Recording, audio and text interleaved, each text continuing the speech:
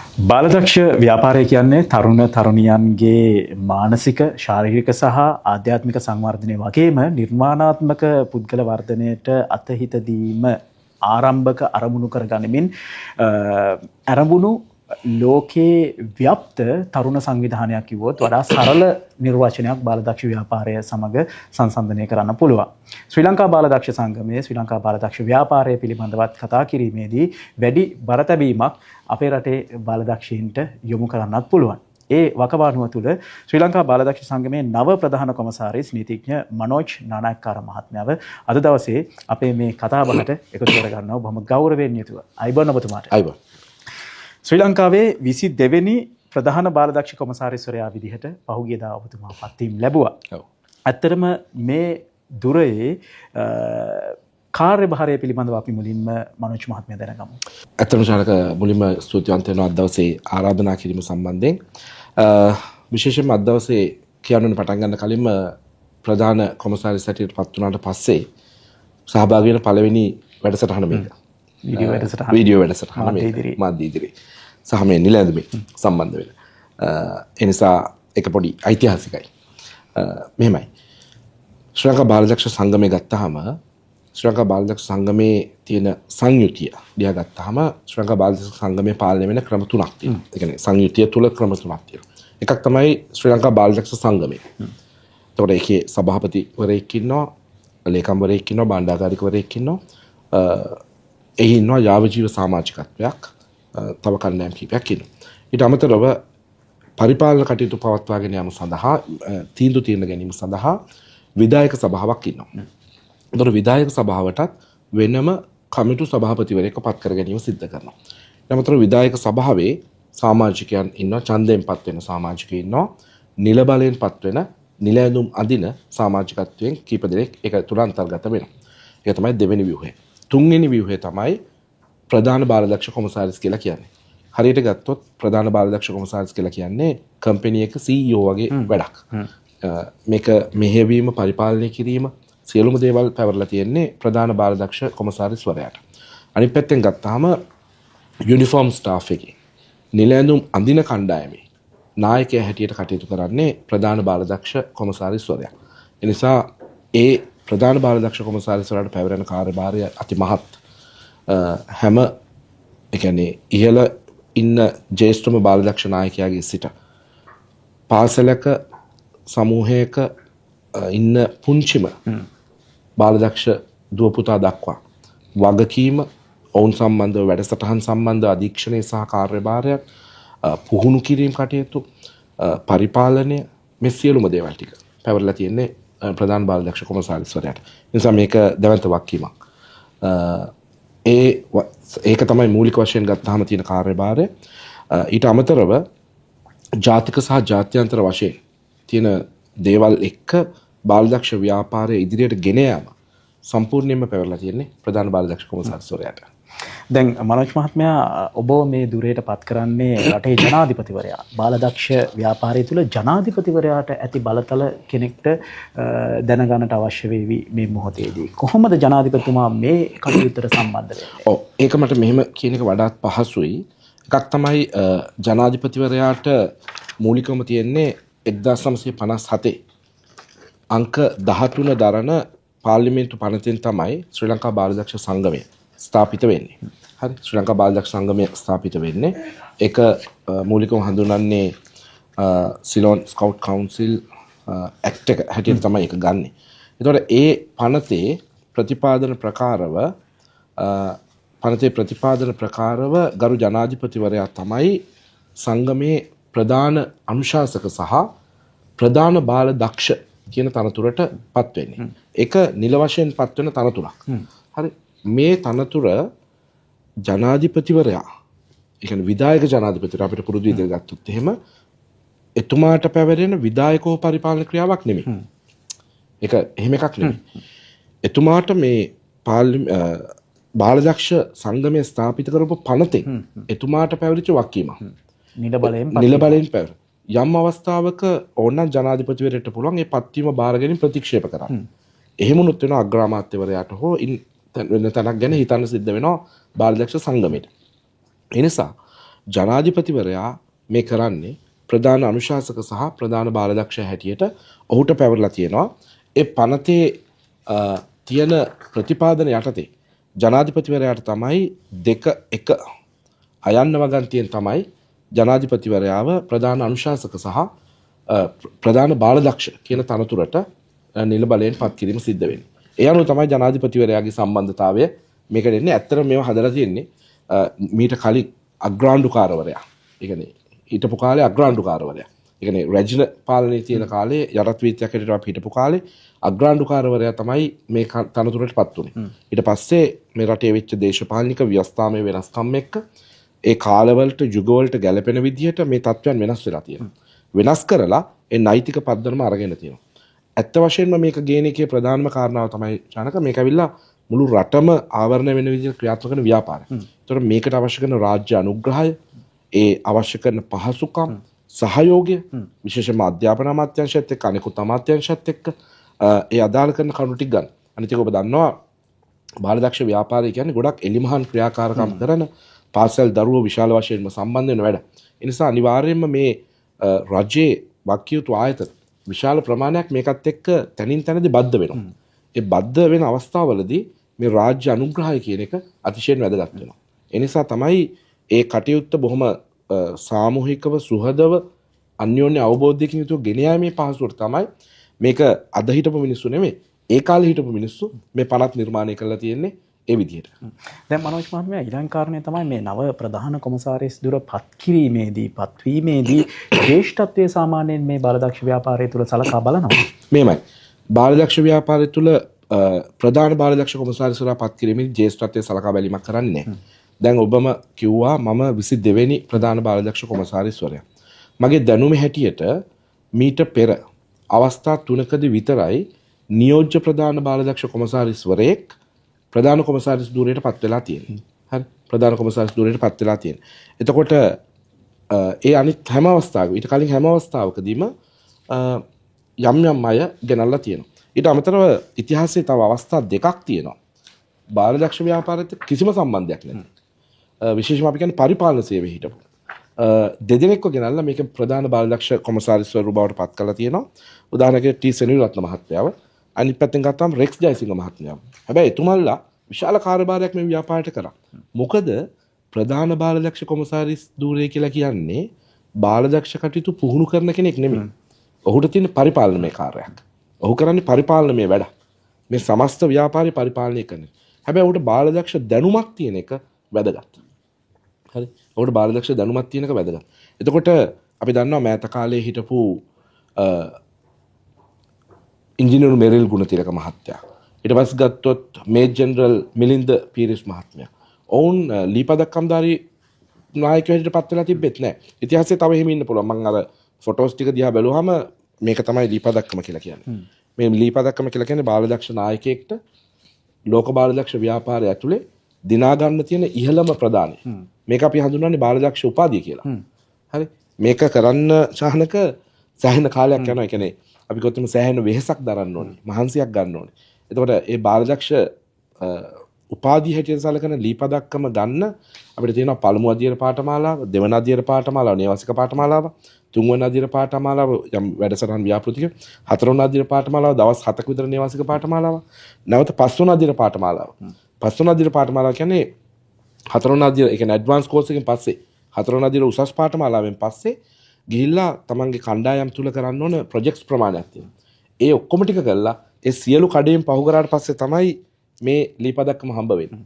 හරි. ඒ නිසා එහෙම ලීපදක්කමවත් නැති අයව නමුත් අවශ්‍යතාවය මත සහ ඔවුන්ගේ සුදුසුකම් මත මේ ව්‍යාපාරයේ නායකත්වයට ගෙනල්ලා තියෙනවා. අනිත් එක තමයි ජ්‍යෙෂ්ඨත්වය කියන කාරණාවේදී සමහරව හිතන් ඉන්නවා ජාතික මූලස්ථානයේ තියෙනවනේ. ජාතික මූලස්ථානයේ ඉන්න ප්‍රධාන කොමසාරිස් කෙනෙක් ඉන්නවා නියෝජ්‍ය ප්‍රධාන කොමසාරිස්. අන්තිම තැන ඉන්නවා සහාය මූලස්ථාන කොමසාරිස්. මම ඔබට හරියට කිව්වොත් එහෙම සහාය මූලස්ථාන කොමසාරිස්වරු, මූලස්ථාන කොමසාරිස්වරු, ඊට පස්සේ ඉන්නවා සහාය ප්‍රධාන කොමසාරිස්වරු, ජාත්‍යන්තර කටයුතු පිළිබඳ කොමසාරිස්තුමා, ඊට පස්සේ ඉන්නවා ජාතික වැඩසටහන් කොමසාරිස්තුමා, ජාතික පුහුණු කිරීම කොමසාරිස්තුමා, නියෝජ්‍ය ප්‍රධාන කොමසාරිස්තුමා. ඊට පස්සේ තමයි ප්‍රධාන කොමසාරිස්තුමා ඉන්නේ. එතකොට කවුරු හරි හිතනවා නම් මේ ඉන්න අයගෙන් තමයි ජ්‍යෙෂ්ඨත්වය බලන්න ඕනේ කියලා. මම කියන එක සාධාරණ නෑ. ඇයි? බාලදක්ෂ කරන්නේ මූලස්ථානේ නෙමෙයි. බාලදක්ෂ කරන්නේ ඈත ගම්වල ඉන්න, ඉස්කෝලවල ඉන්න අර බාලදක්ෂ නායකයෝ. ඒතර ඒගොල්ලෝගේ ජ්‍යෙෂ්ඨත්වය කොහෙද බලන්නේ? ඒතර ඒගොල්ලන්ගේ ජ්‍යෙෂ්ඨත්වයට කවුද ඉඩක් දෙන්නේ? හරි? සමහරක් වෙලාවට මූලස්ථානයේට මේ අද ඊයේ ඇවිල්ලා සමහර ප්‍රධාන කොමසාරිස්ගේ අවශ්‍යතාවය මත වෙන්න පුළුවන්. නැත්තම් තව කාගේ හරි ඇඳුම් කොම් මත වෙන්න පුළුවන්. අරගෙන දැන් චානක ඔයා මේ වැඩේ සූසුයි කියලා හිතනවා. මට පුළුවන් මම ඔයන් අහන්න. චානක ඔයා කැමතිද හෙඩ් ක්වාටර්ස් එක්ක සම්බන්ධලා මේ වැඩේ කරන්න? ඔයාට එන්න පුළුවන්. හරිද? ඔයා ඒකට කැමතියි කිව්වොත් මට ප්‍රධාන කොමසාරිස් හැටියට ඔයාව සහාය මූලස්ථාන කොමසාරිස්වරයෙක් හරි. එහෙම නැත්නම් ඔයාව මූලස්ථාන කොමසාරිස්වරයෙක් හරි. එහෙම නැත්නම් වෙන විශේෂ කරලා අරගෙන ඔයාව ගේන්න පුළුවන්. හරිද? එතකොට දැන් අවුරුදු 25ක් 30ක් අර ගම්වල ෆේස් 2 කරලා ෆේස් 1 කරලා ඇවිල්ලා දුක් විඳගෙන වැඩ කරන නායකයෝ ඉන්නකොට මෙතන ඉන්න 41 දෙනාගෙන්ද කවුරු හරි ජ්‍යෙෂ්ඨත්වය බලන්න හදන්නේ.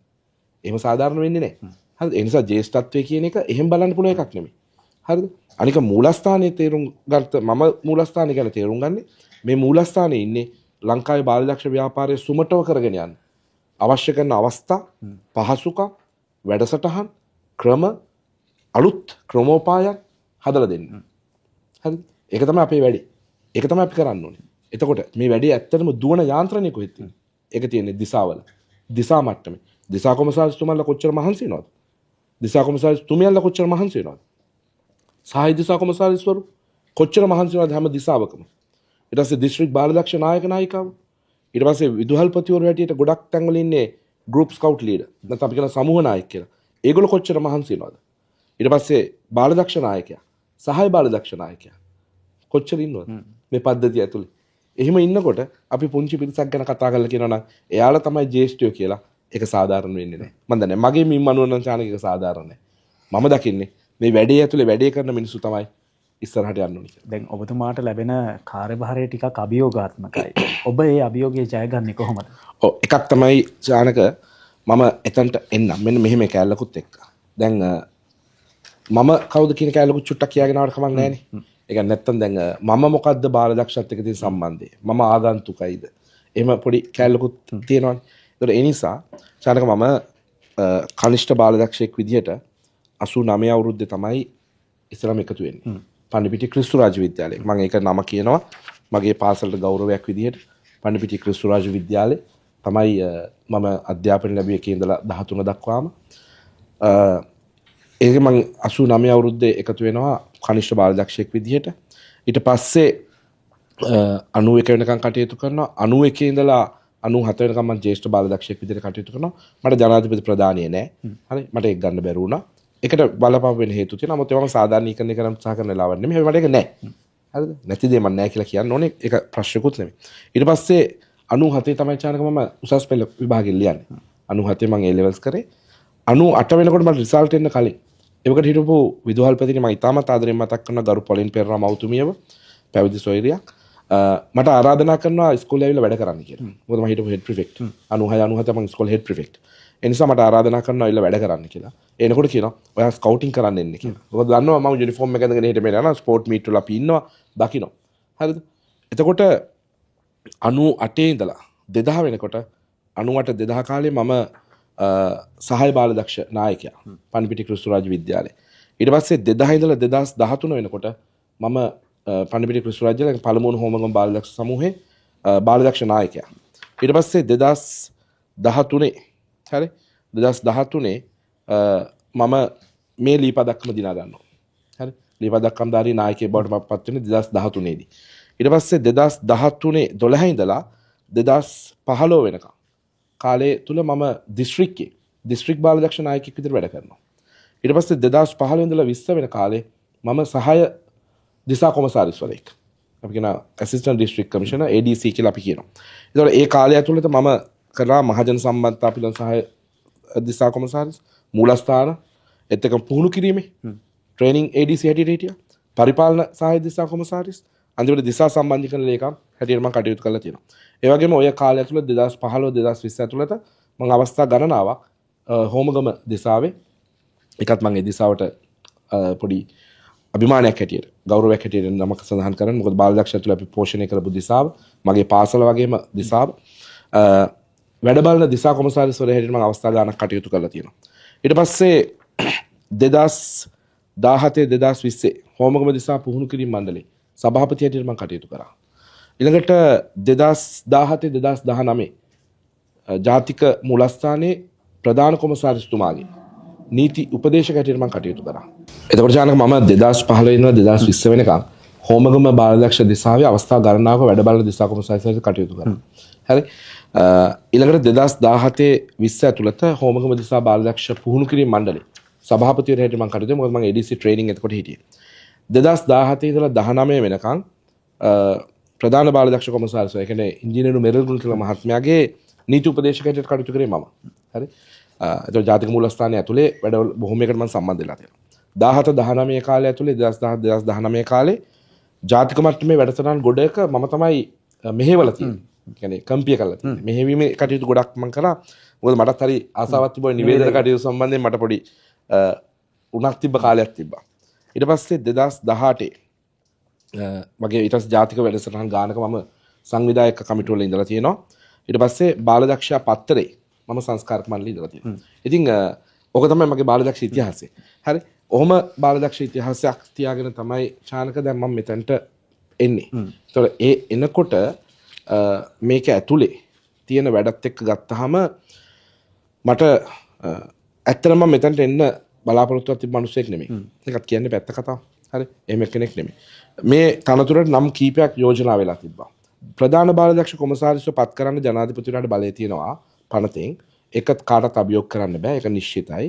සමහරු කියනවා සභාපතිගේ අත්සනින් යන්න ඕනේ. ඒක කතා නෑ. ඒක මම පස්සේ ආයි වෙනම කියන්නම්. හැබැයි මෙතනට යෝජනා වෙච්ච නම් තිබ්බා. ඒ නම් අතරේ මගේ නම තිබ්බේ නෑ. ඒක මම දන්නවා. හරිද? මොකද මට එහෙම අදහසක් තිබ්බෙත් නෑ. මට වෙන වැඩක් පැවරෙන්න තිබ්බා. මේ නෙමෙයි වෙන වැඩක් පැවරෙන්න නියමිතත් වෙලා තිබ්බා. එහෙමකත් මම දන්නවා. හැබැයි එක අවස්ථාවකදී මේ ඇතුලේ යම් යම් තිබිච්ච යම් යම් ප්‍රශ්නකාරී තත්ත්වයන් මත මට දෙසැම්බර් මාසේ අන්තිමට වගේ කතා කරලා මට කිව්වා CV එකක් එවන්න කියලා. මට කිව්වා බාලදක්ෂ පැත්තට තමයි මට CV එක ඕනේ කියලා. එහෙම තමයි කිව්වේ. ඒතකොට මම ඒ CV එක යොමු කරා. මේ දෙසැම්බර් 22 විතර තමයි වැඩේ කරේ. හරිද? ඒතර මාස දෙකක් තුනක් මේ වැඩේ තියෙනවා. ප්‍රධාන කොමසාරිස්වරයාව ජනාධිපතිතුමා විසින් පත් කරන්නේ අවුරුද්දෙන් අවුරුද්ද.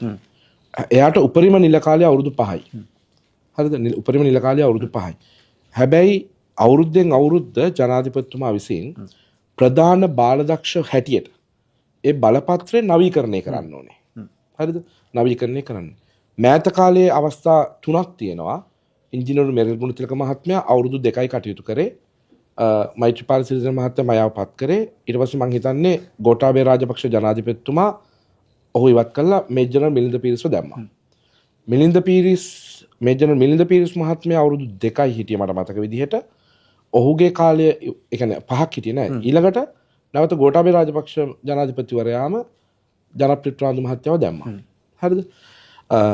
ඊට පස්සේ ජනප්‍රිය ප්‍රනාන්දු මහත්මයා අවුරුදු 4යි මාස 3ක් විතර වගේ හිටියා. මොකද ඔහු සැප්තැම්බර් කොහෙද ඔහුගේ කාලේ තියෙන්නේ. හැබැයි වොරන්ට් එක රිනිව් වෙන්නේ දෙසැම්බර් 31ට.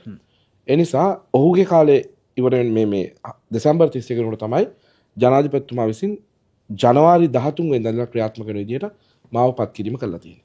ඒ නිසා මේක තමයි මූලික තියෙන ක්‍රමය. ඒතර මේ ක්‍රමයට තමයි දිසා ප්‍රධාන කොමසාරිස්වරු පත් වෙන්නේ. ඒ නිසා ඉතින් මේ දෙසැම්බර් 31 වෙනිකම් මම දන්නවා මට කාලේ තියෙනවා කියලා. මට මේ අවුරුදු 5 එහෙම කතාවල් නෑ මම දන්නවා දෙසැම්බර් 31 වෙනිකම් මට කාලේ තියෙනවා කියලා. ඒතර දෙසැම්බර් 31 වෙනිකම් මට කරන්න මොකද හේතුව ජනාධිපතිතුමා මට පැහැදිලිව කිව්ව එක දෙයක් තමයි 1954 පස්සේ මේ පනත සංශෝධනය වෙලා නැහැ. මේ පනත තියෙන්නේ මෙන්න මෙච්චරයි. මේ තමයි පනත. කොළ දෙකක්. මේක තමයි බාලදක්ෂ පනත කියන්නේ. හරිද? මෙච්චරයි පනත. මේ පනත තියෙන අඩුපාඩුකම් ගොඩාක් නිසා මේකේ තියෙන එක තැනක අපිට රූල්ස් හදන්න පුළුවන්, රෙගියුලේෂන්ස් හදන්න පුළුවන්. හැබැයි රෙගියුලේෂන්ස් හැදුවාම ඒ රෙගියුලේෂන්ස් මහසභාවකින් සම්මත වෙන්න ඕනේ. එව්වා ජනාධිපතිතුමා ප්‍රධාන බාලදක්ෂයට අනුමත කරන්න ඕනේ. අනුමත කරාට පස්සේ නැවත මහසභාවකට ගෙනල්ලා යන්න ඕනේ. ඒක තමයි ක්‍රමවේදය තියෙන්නේ. ඒතර එහෙම හදාගත්ත රෙගියුලේෂන්ස් ගොඩක් තියෙනවා. ඒ රෙගියුලේෂන්ස් ඇතුලේ තමයි මේ යන්නේ. දැන් මේ ප්‍රධාන බාලදක්ෂ ගැන පටලවිල්ලක් තියෙනවානේ. ඒ පටලවිල්ල තියෙන්නේ රෙගියුලේෂන් එකක් හදලා තියෙනවා, රීතියක් හදලා තියෙනවා. ප්‍රධාන බාලදක්ෂව පත් කරනකොට, ප්‍රධාන බාලදක්ෂ කොමසාරිස්වරයාව පත් කරනකොට සංගමේ සභාපති, කමිටු සභාපති ඒ මොහොතේ ඉන නැත්නම් රිටයර් වෙන චීෆ් කමිෂනර්යි නමක් නොමිනේට් කරලා යවන්න ඕනේ. ඒ නම ජනාධිපති පත් කරන්න ඕනේ කියලා. හැබැයි මම මේ එක සෙක්ෂන් එකක් මට කියවන්න අවසර දෙන්න චානක. ඒ තමයි මේ පනතේ 2.1F. හරිද? The chief commissioner, honorary chief commissioners and deputy chief commissioner, all of who shall be appointed by the chief scout. එච්චරයි. හරිද? ඒක වෙන කතාවක් මුකුත් කියන්නේ නැහැ. හැබැයි G එකේ කියනවා ඒකෙම 21G එකේ කියනවා the camp chief, assistant chief commissioners, headquarters commissioners and district commissioners who shall be appointed in accordance with the rules made under section 8(1)D. හරිද? දැන් මේකේ තියෙන්නේ 8(1)D එකේ තියෙන්නේ බාලදක්ෂ මේ ඔෆිෂියල්ස්ව පත් කරන්න රෙගුලාසි හදන්න පුළුවන් කියලා සංගමයට. හැබැයි F එකේ කියන්නේ නැහැ ඒ කතාව. හරිද? හැබැයි සංගමය කරන්නේ F එකටත් රෙගුලාසියක් හදනවා. අපි ඒකට කියනවා මම නීතිඥවරයෙක් හැටියට මම දන්නවා. ඔබතුමාත් දන්නවා මේ කතාව. අපි කියනවා ඒක අල්ට්‍රා වයරස් කියලා. කියන්නේ බලාතික්‍රමණයක් කරනවා. හරිද? පනතෙන් දීලා තියෙන බලය අභිබවා කටයුතු කරන්න කාටවත් හැකියාවක් නැහැ. හරිද? අපි ඒ තත්ත්වය එහෙම තියමුකෝ. පනත තියෙනවා, රෙගුලාසි තියෙනවා, යෝජනා තියෙනවා. මේ ඔක්කොටම උඩින් තියෙන්නේ පනත. ඒක තමයි රටේ නීතිය නේ. හරිද? ඒතකොට ඒක තමයි දැන් මේ සමහරක් අය එක එක විදිහට අර්ථකථනය කරන්න උත්සාහ කරන්නේ. ඉතින් ඒ නිසා තමයි මේ අනවශ්‍ය දෙයක් ඇති වෙලා තියෙන්නේ. ඒ නිසා එක පැත්තකින් ජනාධිපතිතුමාට දීපු ප්‍රධාන උපදෙසක් තමයි ඔය සංගමේ පනතේ ප්‍රශ්නයක් තියෙනවා. ඉක්මනට පනත හදන්න. හරිද? ඉක්මනටම පනත හදන්න. ඒක ඇත්තට මට කරන්න පුළුවන් දෙයක් නෙමෙයි. ඒක මහා සංගමයෙන් කරන්න ඕන දෙයක්. ඉතින් ඒ නිසා ඒක කරන්න වර්තමානයේ සභාපතිතුමා රන්සිරි පෙරේරා මහත්මයාවත් තමත් ගෞරවයෙන් මතක් කරන්න මේ වෙලාවේ. ඔහු එකඟයි. ඊට අමතරව කමිටි චෙයාමන් මතක් කරන්නේ මිස්ටර් තුෂාරව. හරි? ඔවුන් සියලු දෙනාගේ සහයෝගය මේ වෙලාවේ අපිට තියෙනවා. හරිද? තියෙනවා. ඊට අමතරව ඇක්ට් ඇන්ඩ් රූල්ස් කමිටි එකක් තියෙනවා. ඒගොල්ලෝ යම් යම් වැඩ ප්‍රමාණයක් කරන් ආවිලා තියෙනවා. දැන් තියෙන්නේ මේක අදට ගැලපෙන විදිහට මේ පටලවිලි නැතුව අපි තේරුම් ගන්න ඕනේ ඇයි ජනාධිපතිවරයාට ප්‍රධාන බාලදක්ෂයට මේ බලය දීලා තියෙන්නේ. ඒ බලය තව කාට හරි පැහැර ගන්න දිය යුතුද නැද්ද? ඒ බලය නැත්තම් අපි දියාරු කරන්න ඕනේද? හරිද? ඒක තමයි අපි තීරණය කරන්න ඕනේ. يعني ඒගොල්ලෝ හිතනවා ජනාධිපතිවරයා ජනාධිපතික මට්ටමේ නිවැරදි තීන්දුව తీරන ගනී කියලා. ඒකනේ මෙතන තියෙන පදනම. හරිද? නිවැරදි තීන්දුව తీරන ගනී කියලා. මොකද සංගමය ඇතුලේ එන්නේ ඡන්ද වලින් එන්නේ. ඒ නිසා යම් යම් කණ්ඩායම් හැදෙන්න පුළුවන්. හරි? එතකොට වෘත්තිකයෝ ඉන්න පුළුවන් නැති වෙන්න පුළුවන්. හරි? බුද්ධිමත්තු ඉන්න පුළුවන් නැති වෙන්න පුළුවන්. හරි? එහෙම තත්ත්වයන් ඕන. ඒ කියන්නේ අපි කියන්නේ මේ කාලානුරූපීව ඕන දෙයක් වෙන්න පුළුවන්. හරි? දැනට අද වෙනකොට තියෙන සංගමය ඉතාමත් හොඳට මේ සියලු කටයුතු වලට සහයෝගය දක්වනවා. සියලු යාව ජීව සමාජික උපරිම සහයෝගය ලබා දෙනවා. ඔන්න ඔය කියන පටලවිල්ල තමයි හරි දත්ත තොරතුරු දන්නේ නැතුව මේක එළියේ එක එක විදිහට කරන්නේ. එකක් තමයි මෙන්න මේ වගේ මෙන්න මේ පොත. හරි? මේ පොත සම්බන්ධයෙන් ගත්තාම මේක තමයි දැන් ගොඩක් වෙලාවට එළියට අවිලා තියෙන දැන් දේව භාෂිතය වගේ. කවුරුත් කියන්නේ මේක ඩ්‍රාෆ්ට් එකක් කියලා. මේ පොත ඩ්‍රාෆ්ට් එකක්. මේක කෙටුම්පත. මේ පොත අනුමත වෙලා නැහැ. හරිද? ඉතින් මේ පොත පෙන්නලා කියනවා මේ රූල්ස් වල මෙහෙම තියෙනවා. ඒකේ තියෙන රූල්ස් උත් තියෙනවා. හැබැයි මේකේ ඉට්ලික්ස් අකුරු වලින් තියෙනවා යෝජිත රූල්ස් උත් රෙගියුලේෂන්ස් උත් තියෙනවා. හැබැයි මේක අනුමත වෙලා නැහැ. ඔය ඇත්ත කියන්නේ. ඔය ඇත්ත නොකියා හරිද? ඔය ඇත්ත නොකියා එක එක වෙලාවට තමාට අවශ්‍ය වෙලාවට මේ දේවල් ටූල්ස් විදිහට යූස් කරනවා. මම කියන්නේ ඒක හොඳ නෑ. මොකද මේ බාලදක්ෂ ව්‍යාපාරය ගැන ජනතාවට තියෙන විශ්වාසය අපි පළුදු වෙන කටයුතු කරන්න හොඳ නෑ. ඒ විශ්වාසය රකින්නයි චානක අපි කටයුතු කරන්න ඕනේ. මනෝජ් නානායක්කාර කියන පුද්ගලයා බාලදක්ෂ ව්‍යාපාරය හා සම්බන්ධ වෙන්නේ දීර්ඝකාලීන අත්දැකීම් එක්ක. ඒ කාරණය තමයි එතුමන් පැහැදිලි කළේ. ඔබේ බාලදක්ෂ ජීවිතයේ මුහුණ දුන් අමතක නොවන එක් සිදුවීමක් මතක් කරන්න කියලා මම මේ අවස්ථාවේ ඉල්ලීමක්. ඔව් මෙහෙමයි. එකක් තමයි ඇත්තටම මේ ඉස්සර අපි බාලදක්ෂ කරන මුල් කාලේ ගත්තාම මේ දැන් වගේ ඔය මොබයිල් ටොයිලට් සනම්මනම් ඒවා තිබ්බේ නැහැ. හරි. මේ උදාහරණ මම දන්නේ හොඳ නැහැ මට ඒක වැදිච්ච එකක් මම අදටත් සමහරවිට සෆර් කරන එකක් ඒ නිසා මම ඒක කියන එක වටිනවා ඉතින් දැන් අපි හැමෝටම පොඩි පුරුදු වෙච්ච දේවල් තියෙන සමහර පුරුදු වැසිකිළියට යන්න ඕනේ නැත්නම් වැසිකිළිය යන්න බෑ හැබැයි අපි කැම්ප් යන දරුවන්ට කියනවා මොන විදියෙන් හරි වැසිකිළිය යන්න ඕනේ කියලා හරි දැන් අපි කැම්ප්ස් වල ඉන්නකොට එහෙම ප්‍රශ්නයක් ඒ නිසා දවස් කීපයක් ඉතින් අල්ලගෙන හිටියා ඊට පස්සේ ඉතින් හැබැයි දවසක් හො දෙකක් ගියා මෙහෙ ඇවිල්ලා මම ටොයිලට් යන්න හදනකොටම මට ලේ යන්න ගත්තා හරි ලේ යන්න ගත්තා ඉතින් ඒක ඇතුලේ අවසාන වුණේ ඔපරේෂන්ස් දෙකක් කළා තමයි අවසන් වුණේ ඉතින් ඒක මම ගත්ත දේ තමයි එතනින් එහාට මම කොහොම වුණත් එකක් මම ඒ ජීවිතේ ගත්ත අත්දැකීමක් තියෙනවා ශානක දරුවන්ට උපරිම පහසුකම් දෙන්න ඕන තැන් ටිකක් තියෙනවා අපි මේ ඕපනින් සෙරමනි ක්ලෝසින් සෙරමනි වලට දෙන බර නෙමෙයි ඒවා ඒ අර විචිත්‍රවත් වන්ගේට වඩා දෙන්න ඕනේ යටිතල පහසුකම් ටික හරිද ඒක මම ඒ උදාහරණේ සමහර මේ ඉන්ටර්විව් එකේ නිකන් ඉච්චර නිකන් කාමරේ අයියෝ මොකද්ද මේ ටොයිලට් එක්සැම්පල් හැබැයි ඒවා අපි ලයිව් අපි එක්ස්පීරියන්ස් කරන දේවල් වහ හිතන දරුවෝ කී දෙනෙක්ට එහෙම වෙන්න පුළුවන්ද නායකයෝ කී දෙනෙක්ට ඒ වගේ වෙන්න පුළුවන්ද මොකද කැම්පින් කියන්නේ බොහොම කම්ෆර්ටබල් සෝන් එකකින් නෙවෙයි නෙමෙයිනේ හරිද දුෂ්කර ජීව හැබැයි ඒක ඇතුළේ මම ගත්ත දේ හරිද එතනින් එහාට මම හැමදාම මම මොන වැඩේ කරත් දරුවන්ට තියෙන ඒ පහසුකම් ගැන හැම වෙලේම සැලකිලිමත් වෙනවා උපරිමයෙන් සැලකිලිමත් වෙනවා මොකද දරුවන්ට ඒ උපරිම ඒ යටිතල පහසුකම් ටික දෙන්නේ නැතුව අපි යන්න ගියොත් ලොකු ප්‍රශ්නයක් තියෙනවා ඒ මම දන්නවා දැන් අද වෙනකොට බාලදක්ෂ ව්‍යාපාරය තුළ ලංකාවේ වගේම ජාත්‍යන්තරයේ ඒ පැත්තෙන් ඉතාමත් හොඳ මට්ටමකට ඇවිල්ලා තියෙනවා හරි ඉතාමත් හොඳ මට්ටමකට ඇවිල්ලා තියෙනවා හරි ඒක තමයි වෙන්න ඕන දේ හරි ඒක තමයි වෙන්න ඕන දේ අනිත් එක තමයි ඒ කැම්ප්ස් ඇතුලේ අපිට හම්බෙච්ච යාළුවෝ ඒව අමතක කරන්න බෑ ජීවිතේ හරි ඒ විශේෂයෙන්ම ලීඩර්ස් ලයින්ට අපි ට්‍රේනින් ප්‍රෝග්‍රෑම්ස් ඇතුලේ අපිට හම්බෙච්ච මිනිස්සු ඒගොල්ලෝ ජීවිතේ කොයි කොයි තැන්වලද අපිට හම්බෙලා තියෙනවා හරි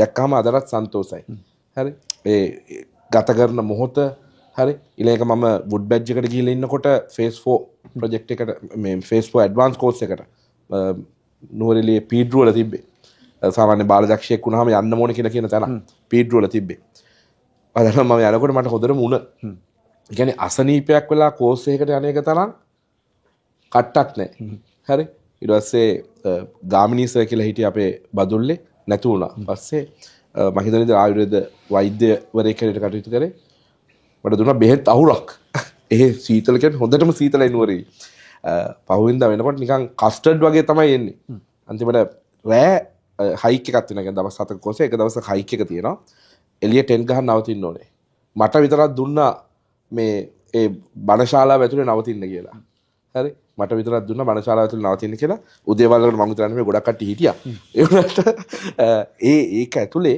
හැබැයි ලැබපු අත්දැකීම හරි ලැබපු අත්දැකීම ඒ කියන්නේ ඒ වගේ තැන්වල මේ බාලදක්ෂය වැඩේ තියෙන ඒක තමයි ඒ කියන්නේ ඒක ඇතුලේ එක්කෙනාට එක්කෙනා උදව් කරන විදිය හරිද ඒක ඇතුලේ දැන් ඔයාව මට එදා වෙන්න පුළුවන් හම්බ වෙන්න හැබැයි අපිට අක්කලා සෙට් වෙනවා හරිද ඊට පස්සේ ඔයාට මොන හරි දෙයක් වෙනවද මට මොන හරි දෙයක් වෙනවද අපි එකට අක්ගාලා ෂෙයා කර ගන්නවා ඒක අපි අවබෝධයක් හදා ගන්නවා අක්ගාලා අනෙක් කෙනාගේ කාර්යයට අපි සංවේදී වෙනවා ඒක හරි වැදගත් මේ ව්‍යාපාරය ඇතුලේ ඒක තමයි මං කියන්නේ අපි ගොඩනගන එක බාලදක්ෂයා සෑම බාලදක්ෂ සහෝදරයෙක් කියලා කියන්නේ ඒ නිසාම තමයි මං හිතන්නේ දරුවන්ට ඒක හොඳ පූර්වාදර්ශයක් සහයෝගීතාවය අනිවාර්යෙන් අන්‍යෝන්‍ය උදව් කර ගැනීම මේ දේවල් පිළිබඳව ඔය කන්සෙප්ට් එක ඇතුලේ චානක මගේ මූලිකම අදහසක් තියෙනවා එකක් තමයි මේ තියෙන දේ ඇතුලේ ඔයා දන්නවා ලංකාවේ සියදිවි නසා ගැනීම පැත්ත අති විශාල ප්‍රමාණයක් සියදිවි නසා ගන්නවා ඒකෙන් අවුරුදු 14යි 24යි අතර පරාසය තුල විශාල ප්‍රමාණයක් ඉන්නවා හරි දැන් ඇයි ළමයි හුදකලා වෙලා ඉන්නේ තනි වෙලා ඉන්නේ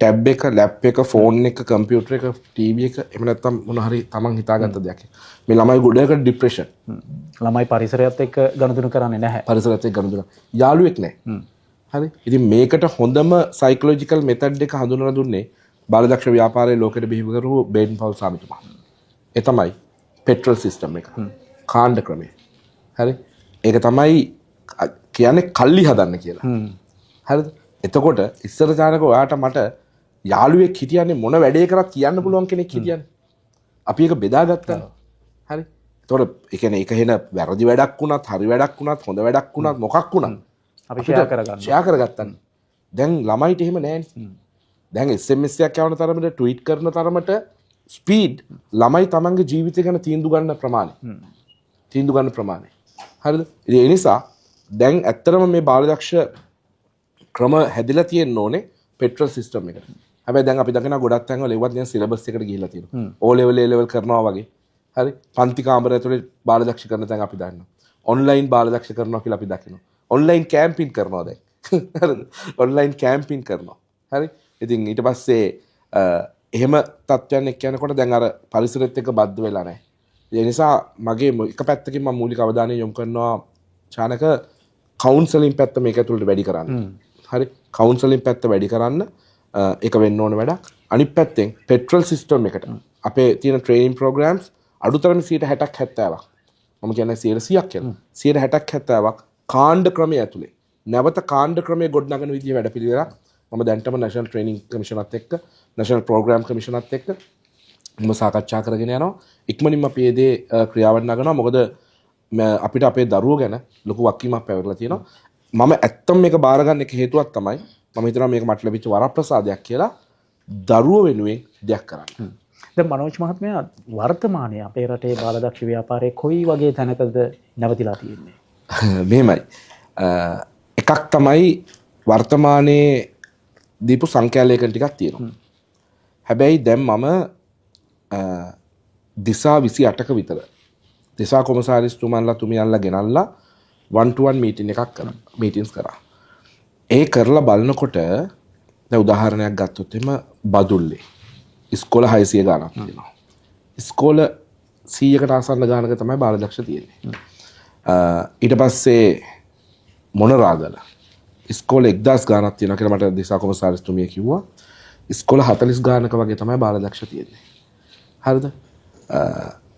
ඒ නිසා චානක මේ ওই ප්‍රශ්නේ මම ඇත්තටම මේ වෙලේ මග අරිනවා. මග අරින්නේ මොකුත් හින්දා නෙමෙයි. මම ජනවාරි 31ට ශ්‍රමස්ත ශ්‍රී ලංකාව ආවරණය වෙන විදිහේ බාලදක්ෂ සංගණනයක් කරන්න නියම කරලා තියෙනවා. ඒක කෙලින්ම හෙඩ් කවුන්ට් එක නෙමෙයි. හෙඩ් කවුන්ට් එක අරන් ස්ටැටිස්ටික් කියලා හරියන්නේ නැහැ. හරිද? ඉස්කෝලේ විදුහල්පතිවරයාගේ සීල් එක ගහලා එන්න ඕනේ. මෙන්න මෙයා ඉන්නවා මෙන්න මෙයා මෙතනයි ඉන්නේ කියලා. හරිද? එහෙම එකක් එන්න ඕනේ. ඒක අරගත්තාම තමයි චානක ඇත්තටම මට දැන් තියෙන ඇත්ත කතාව කියන්න පුළුවන් වෙන්නේ. මොකද මට හිතෙනවා මේ තියෙන සමහරක් සංඛ්‍යාලේඛන නිවැරදිම නැතුව ඇති කියලා. දැන් මනෝජ් මහත්මයා ඊළඟ ගැටලුව තමයි දැන් අපේ බාලදක්ෂ ව්‍යාපාරය සඳහා මොනවද අලුතින් ඉදිරිපත් කරන්න ඔබතුමා සූදානම් වෙන සැලසුම් වැඩසටහන? ඔව් එකක් තමයි චානක ඒක අන්තිම වැදගත් ප්‍රශ්නයක්. එකක් තමයි අපේ අදහස් කීපයක් තියෙනවා මේ වෙනකොටම සාකච්ඡා වෙන එකක් අපි පුහුණු කිරීම අංශය වඩා වැඩි දියුණු කරන්න මේ වෙනකොට කටයුතු කරගෙන යනවා. ඒක අපි දැන් අලුතෙන්ම ජාතික පුහුණු කිරීමේ කොමසාරිස්තුමා හිටපු මහත්මයාම අපි පත් කිරීමක් කරලා තියෙනවා. ඊට අමතරව අපි පුහුණු අධ්‍යක්ෂකවරු දෙදෙනෙක්ව පත් කරා. ඔවුන් සහාය අධ්‍යක්ෂකවරු හිටියේ. ඔවුන් පුහුණු අධ්‍යක්ෂක මට්ටමේ උසස් කළේ පත් කිරීම දෙකක් කරා.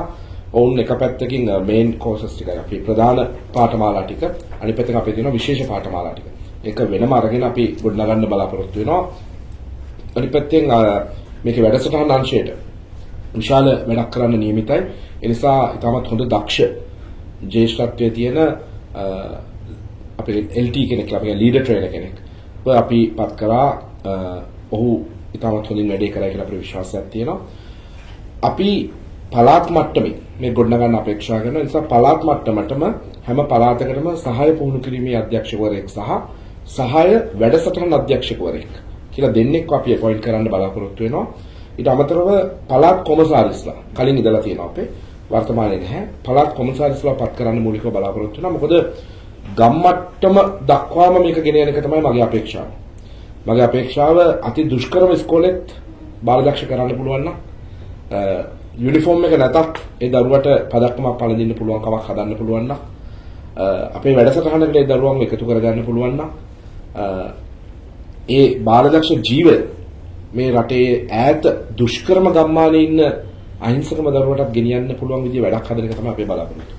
අනිත් එක තමයි අලුත් බාලදක්ෂ අංශයක්. ඒ කියන්නේ අපේ තියෙනවා දැන් බාලදක්ෂ අංශය ඇතුලේ අපි දන්නවා සී ස්කවුට්ස්ලා මුහුදු බාලදක්ෂ ඊට අමතරව ඉන්නවා අපේ එයාර් ස්කවුට්ස්ලා ගුවන් බාලදක්ෂ. ඒ වගේ තව අලුත් අංශයක් මම දැම්ම මේ නම කියන්නේ නැහැ.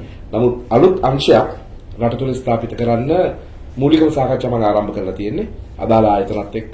ඒ ආයතන බොහොම කැමති ඒ වැඩේට. මම හිතනවා ඒක අලුත් ගමනක් වේවි බාලදක්ෂ ව්‍යාපාරය ඇතුලේ. එක.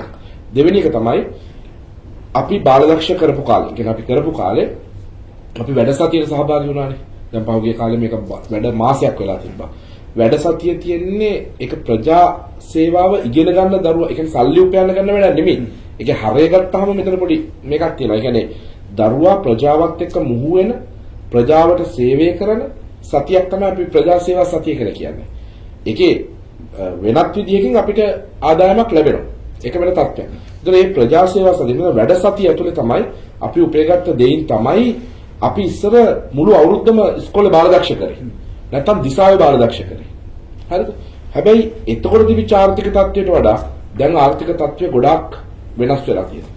ඒ නිසා මම එක අමාත්‍යාංශයක් එක්ක කතා කරලා මීට කලින් ලංකාවේ තිබිච්ච එක ව්‍යාපාරයක් තියෙනවා. ඔය දන්නවා පාසල් ශිෂ්‍ය සම්පකාර කියලා.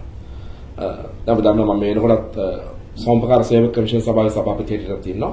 ඒ නිසා පාසල් ශිෂ්‍ය සම්පකාර ව්‍යාපාරය ලංකාවේ නැති වෙලා ගියා.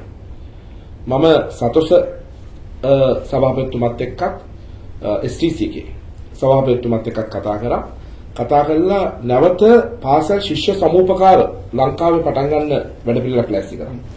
ඒ පාසල් ශිෂ්‍ය සමූපකාර ව්‍යාපාරයේ පරිපාලනය බාර දෙනවා අදාළ පාසලේ බාලදක්ෂ කණ්ඩායමට. ඒකේ ආදායම ඒ අදාළ බාලදක්ෂ කණ්ඩායමට දිසාවට ජාතික මූලස්ථාන කොටසක් වෙන විදිහේ වැඩපිළිවෙලක් දැන්ට මූලික කෙටුම්පත් අපි හදලා තියෙනවා. එතකොට ඒ ලැබෙන ආදායමින් ඒ කණ්ඩායම් වලට ඒ දිසාවලට පුළුවන් තමන්ගේ වැඩ කටයුතු කරගෙන යන්න.